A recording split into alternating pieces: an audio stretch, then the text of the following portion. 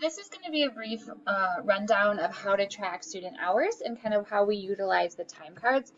We don't have any fancy software systems that track hours and all those fun things, so we use a Google Sheet to be able to track them, so that way a student can share access with you, have supervisors sign off, students can do it, and I can also access them as well, just to kind of monitor and make sure all of our time cards are up to speed. So our format is, like I said, we're using the Google Suite, so it's Google Sheets, not Google Docs. Students have been given a template, which they will invite you to edit or they'll share with you. If your agency doesn't utilize Google Suite, you might use Microsoft or Microsoft Teams, you should still be able to access it regardless of what your email is. If there's issues with that, I'm more than happy to problem solve, but we've had relatively good success with that. So supervisors will be given the link to access the sheet. Supervisors are able to use their own email and do not need a separate login. Like I've said before, there's 20 or 200 hours per semester that are required, and you can sign. We are asking that you sign the timesheets bi-weekly, so they are set up. I'm going to pull up the sheet in a second. But they are organized by every 2 weeks. So you only have to sign them every 2 weeks, but you'll need to sign them with your signature and credentials. It's important to know these have to be signed by the supervisor that holds the MSW or BSW. Even if you're not directly supervising them day to day, we just need those credentials on there. So this is what our timesheets will look like. Students will share this with you. You can ignore that it says timesheets for the fall. 2019, this is an old one. But you'll see there is the front sheet. Students will fill out their practicum location, their supervisor, and this will pull all of the totals from each spreadsheet. And so the total hours that they have completed will be up here.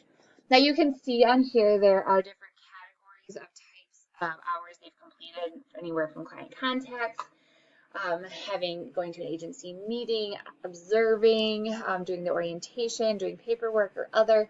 We do anticipate seeing in the first 200 hours, there's going to be a lot more in these categories, the orientation, observation, and training, as the students get acclimated to the agency as well as their role as an intern. So there's no set hours that we have to complete in each of these categories. It's just a good visual to kind of see where students are spending their time.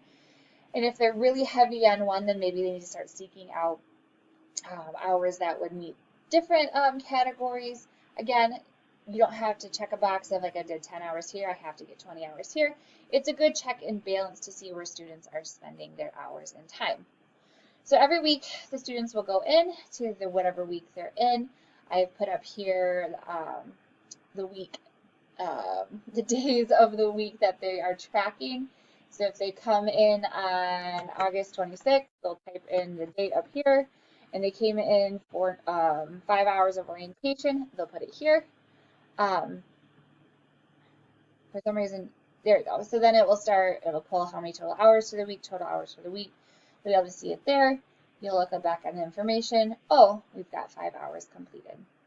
And so students will fill in all the days that they're there for weeks 1 and 2.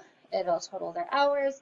Students will sign. You'll see on the ones that students have that it's more updated. I moved these signatures to be up here because otherwise it was like a weird scrolling thing. So student will sign, supervisor will sign, need the credential.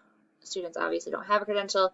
Sign and date, and you'll just continue to do it as we go through the weeks. And so you'll see every time. I did put a benchmark up here. During these weeks, students should have completed around these hours to stay on track. If it's not perfectly in those things, we understand it's totally fine. Again, it's just a good check and balance for students to see where they are at. So those are timesheets. There's nothing that has to be submitted to me. I go into their folders and be able to see if things are being signed off and where their hours are at. So that is how we utilize the timesheets. You can see, this is how I track to see if making sure students aren't signing for the supervisor. I can see all the edits and it'll show the person who edited each one. I get that off.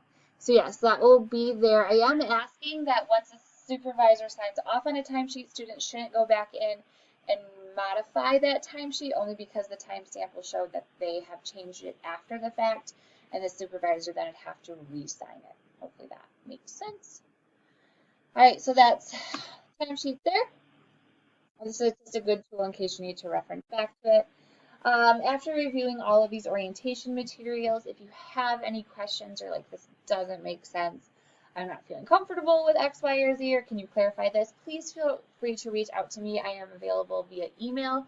The phone number is my cell phone, but I typically use that for most of the communications versus my office phone, so feel free to utilize that as well if there are any questions. I'm looking very forward to the semester starting and seeing the students engage in their practicum experience, and I look forward to coming to see you all in the next month or so. Thank you very much.